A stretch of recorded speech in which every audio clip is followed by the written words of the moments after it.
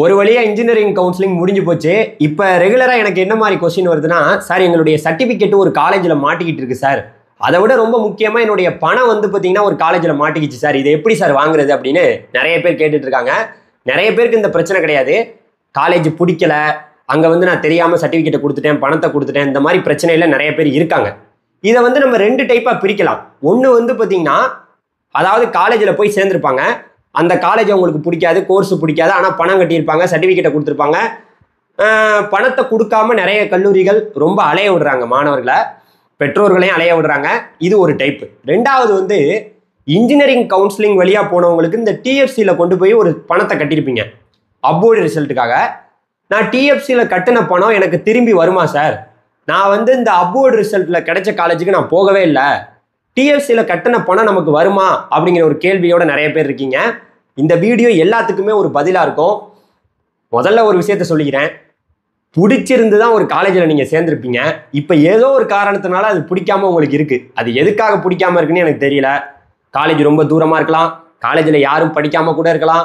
அந்த காலேஜ் உங்களுக்கு சுத்தமாகவே பிடிக்காம இருந்தால் எப்படியெல்லாம் அந்த பணத்தையும் சர்டிஃபிகேட்டையும் வாங்குறதுக்கு என்ன மாதிரியெல்லாம் பண்ணலான்னா, பொதுவாகவே எனக்கு தெரிஞ்சு சர்டிஃபிகேட்லாம் உங்களுக்கு கொடுத்துருவாங்க.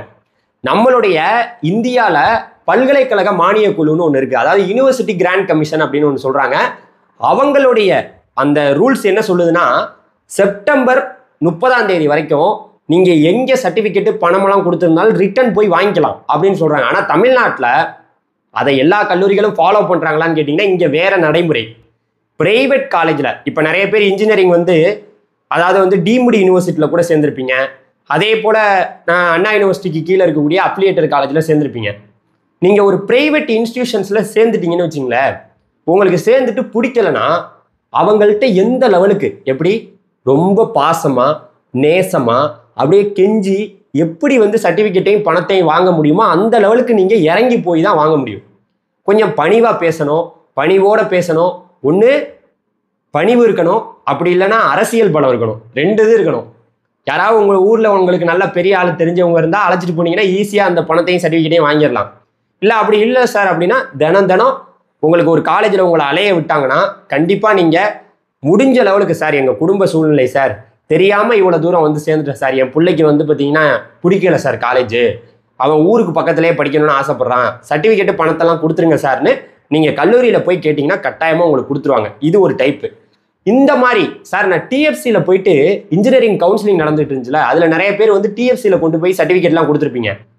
டிஎஃப்சியில் யார் யாரெல்லாம் சர்டிஃபிகேட்டு இந்த பணத்தெல்லாம் கொடுத்தீங்களோ சர்டிஃபிகேட்லாம் கூட நீங்கள் திரும்பி போய் அப்வோர்டில் எந்த காலேஜ் கிடச்சிச்சோ அந்த காலேஜில் வந்து பார்த்தீங்கன்னா நீங்கள் போய் இப்போ வாங்கிக்கலாம். சில பேர் போய் சேர்ந்துருப்பீங்க, சேராமல் இருப்பீங்க. ஆனால் டிஎஃப்சியில் யார் யாரெல்லாம் பணம் கட்டினீங்களோ அங்கே உங்கள்கிட்ட ஒரு அக்கௌண்ட் நம்பர் வாங்கியிருப்பாங்க. அந்த நம்பருக்கு உங்கள் அக்கௌண்ட்டுக்கே வந்து பார்த்தீங்கன்னா இன்னும் ஒரு 2 மாதத்தில் யார் யாரெல்லாம் டிஎஃப்சியில் பணம் கட்டினீங்களோ அந்த பணம் உங்களுக்கு திரும்பி கொடுக்கப்படும். அதில் எந்த பிரச்சனையும் கிடையாது, இன்ஜினியரிங் கவுன்சிலிங் வழியாக போனவங்களுக்கு. மற்றபடி எப்படி சார் சர்டிஃபிகேட்டையும் பணத்தையும் வாங்கினா, ஒரே வழி தான். ஒன்று பணிவு வேணும், ரொம்ப பொறுமையாக போங்க, ரொம்ப பொறுமையாக லெட்டர் எழுதுங்க.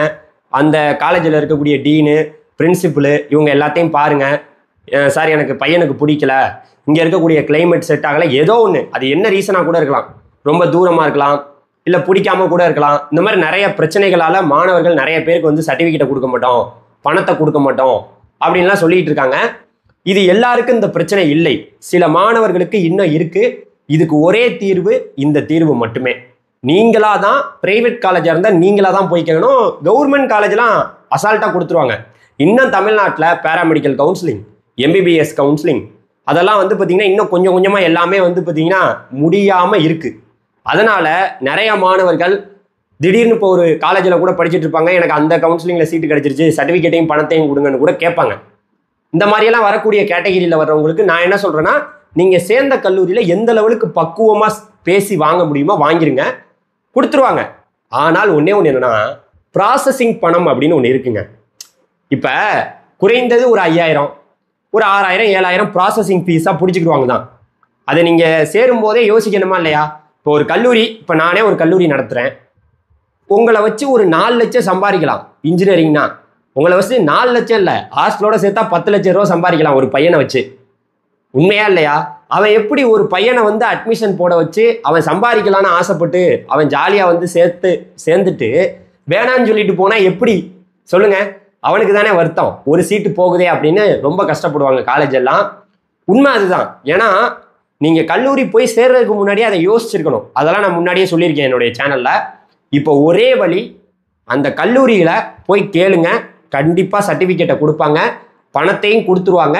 ஒருவேளை நீங்கள் டிஎஃப்சியில் போயிட்டு பணம் கட்டியிருந்தீங்கன்னா அதை பற்றி கவலைப்பட வேணாம், உங்கள் அக்கௌண்ட்டுக்கே ஆட்டோமேட்டிக்காக அந்த பணம் இன்னும் 2-3 மாதத்தில் வந்துடும் அப்படிங்கிறத நான் இங்கே சொல்லிக்கிறேன். நீங்கள் டீம்டு யூனிவர்சிட்டி இந்த மாதிரி அட்டானமஸ் காலேஜெல்லாம் ரொம்ப தகராறு பண்ணாங்கன்னா பொறுமையாக பேச பாருங்க. இதுதான் ஒரே வழி. இன்னொரு வழி என்னன்னா, அண்ணா யூனிவர்சிட்டியில் வந்து பார்த்தீங்கன்னா நீங்கள் அப்ளியேட்டட் காலேஜ் அட்டானமஸோ நான் அட்டானமஸோ எந்த கல்லூரியில் படிச்சுட்டு இருந்தாலும் ஓரளவுக்கு பேசி பாருங்க. ஏன்னா போன வருஷம்லாம் ஒரு அம்மா என்கிட்ட பேசினாங்க. 1 வருஷத்துக்கு மேலே காலேஜுக்கு நடந்திருக்காங்க. 1 வருஷமா காலேஜுக்கு போயிட்டு வந்து கேட்டுக்கிட்டு இருந்திருக்காங்க, ஆனால் கொடுக்கவே இல்லை. அந்த மாதிரியெல்லாம் ரொம்ப உங்களை அலைய விட்டா என்ன பண்ணுறீங்க தெரியுமா? ஒன்றும் இல்லை, நம்ம சென்னை அண்ணா யூனிவர்சிட்டி இருக்குல்ல, இங்கே கிண்டியில் நம்ம சர்தார் வல்லபாய் பட்டேல் அந்த ரோடு வந்து பார்த்தீங்கன்னா இங்கே தான் இருக்குது. அண்ணா யூனிவர்சிட்டின்னு கேட்டிங்கன்னா இங்கே வந்து சென்னையில் இறங்கிடலாம். அதுக்கு பக்கத்துலேயே டோட் ஆஃபீஸ் இருக்குது. முடிஞ்ச லெவலுக்கு கேட்டு பாருங்கள், ஒரு 3-4 மாதம். அந்த கல்லூரி ரொம்ப அலைய விட்டாங்கன்னா, அண்ணா யூனிவர்சிட்டி அப்ளியேட்டட் காலேஜ் ரொம்ப அலைய விட்டாங்கன்னா நேரடியாக டோட்டில் வந்து கம்ப்ளைண்ட் பண்ணுங்கள். அதுக்கு ஒரு நிரந்தர தீர்வு வருவதற்கான வாய்ப்பு இருக்குது. இதுதான் வழி.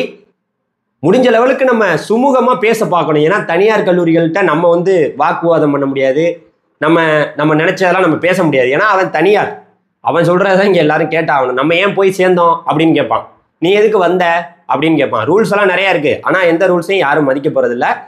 நம்ம பக்குவமாக பேசி அதை வாங்க பார்ப்போம். நன்றி, வணக்கம். அடுத்த வீடியோவில் சந்திப்போம். வேறு ஏதாவது உங்களுக்கு கேள்விகள் இருந்தால் கமெண்டில் கேளுங்க. Thank you very much. பாய்.